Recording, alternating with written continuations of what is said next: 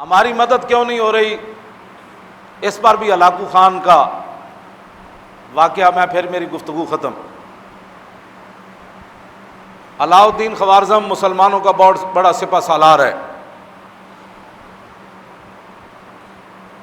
وہ لاکھوں کی فوج لے کر ہلاکو خان کے مقابلے میں گیا۔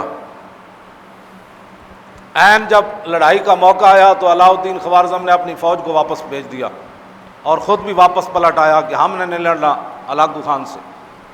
لوگوں نے کہا کہ یہ آپ نے کیا کیا ہے؟ وہ بغداد کی اینٹ سے اینٹ بجانے آیا ہوا ہے اور آپ فوج لے کر واپس آ گئے، کیوں نہیں لڑنا چاہتے؟ توجہ کرنا، ہماری مدد کیوں نہیں ہو رہی؟ علاء الدین خوارزم کہنے لگا کہ میں ہلاکو خان کی فوج کا مقابلہ نہیں کر سکتا۔ اس نے کہا کیوں؟ اس نے کہا جو میں نے سنا نا اور جو میں نے دیکھا تم نے نہیں دیکھا۔ انہوں نے کہا تو نے کیا دیکھا؟ اس نے کہا کہ ہلاکو خان کی فوج کے سروں کے اوپر اولیاء کی روحیں اور فرشتے سایہ کر کر یہ لفظ کہہ رہے ہیں ہلاکو خان کی فوج کو کہ ایھا الکفرۃ اقتلوا الفجر، اوے بدکار کافرو ان بدبخت مسلمانوں کو خوب مارو۔ نے کہا جب اللہ کی مدد ہی ہمارے ساتھ نہیں ہے، فرشتے بھی اللہ کے یہی کہہ رہے ہیں ان بدبختوں کو مارو۔ یہ کلمہ حضور کا پڑھتے ہیں، آئیڈیل غیروں کو سمجھتے ہیں۔ یہ کلمہ پڑھ کر بھی ان کو یقین نہیں ہے کہ ہم نے کیا کرنا ہے۔ انہوں نے پاکستان حاصل کرنے کے بعد 69 سال گزار دیے حضور کے دین سے خوف زدہ کرتے کرتے۔ آج بھی حضور کے دین کو انہوں نے ہوا بنایا ہوا ہے، اسلام آ جائے گا تو ایسے ہو جائے گا، اسلام آ جائے گا، لوگوں کو ایسے ڈراتے ہیں جیسے ڈاکوؤں سے ڈراتے ہیں۔ اسلام کو انہوں نے ہوا بنا دیا۔ انہوں نے کہا کہ ایھا الکفرۃ اقتلوا الفجر، اوے کافرو ان بدبخت مسلمانوں کو خوب مارو۔ اس نے کہا جب اللہ کی تائید ہی ہمارے ساتھ نہیں ہے۔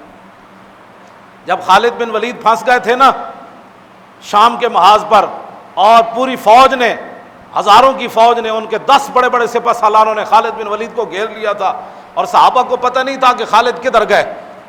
خالد بن ولید تنے تنہا ان کے تعاقب میں نکل کھڑے، انہوں نے پہچان لیا۔ ان کا سپہ سالار کہنے لگے یہی وہ بندہ ہے جس نے پورے دنیا کے اندر اپنی طاقت کی دھاک بٹھائی ہے، آج اس کو مارو تو ہر چیز واپس لے لو گے تم، اس سپہ سالار کو مارو۔ خالد بن ولید فرمانے لگے مجھے موت سامنے اس دن نظر آ گئی، میں اپنے گھوڑے سے نیچے اتر آیا، ہزاروں کی فوج کے میں گھر گیا، ان کے سپہ سالار آ گئے۔ آپ فرماتے ہیں کہ ہاتھیوں کی طرح ان کے سپہ سالار تھے جنہوں نے مجھے گھیرا۔ جب خالد بن ولید، اس صحابہ کو پتہ ہی نہیں ہے خالد بن ولید کدھر گئے، تنے تنہا ان کے پیچھے بھاگ کھڑے ہوئے۔ جب یہ صورتحال بن گئی تو تھوڑی دیر کے بعد انہوں نے کہا کہ خالد آج نہیں بچ سکتا۔ تھوڑی دیر کے بعد پیچھے سے جناب آواز آ گئی، خالد بن ولید کے پیچھے حضرت کاکا آ رہے ہیں، حضرت مثنیٰ آ رہے ہیں، حضرت شرحبیل آ رہے ہیں، بڑے بڑے جرنیل صحابہ پیچھے سے گھوڑے دوڑاتے ہوئے آ گئے۔ کافروں کے اندر تھر تھلی مچ گئی۔ انہوں نے کہا کہ یہ کیا بنا ہے؟ آتے ہوئے انہوں نے ساری فوج کو بھگا دیا۔ تو خالد بن ولید نے فرمایا کہ آپ کو کس نے بتایا کہ میں ادھر پھنس گیا؟ انہوں نے کہا کیا بتائیں، کس نے بتایا؟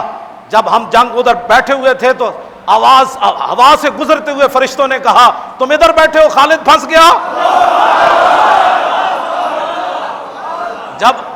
جب اللہ کی تائید ہو تو پھر ہوا میں فرشتے بھی جرنیلوں کو آ کر کہہ دیتے ہیں کہ تم یہاں بیٹھے ہو، خالد ادھر لڑ رہا ہے۔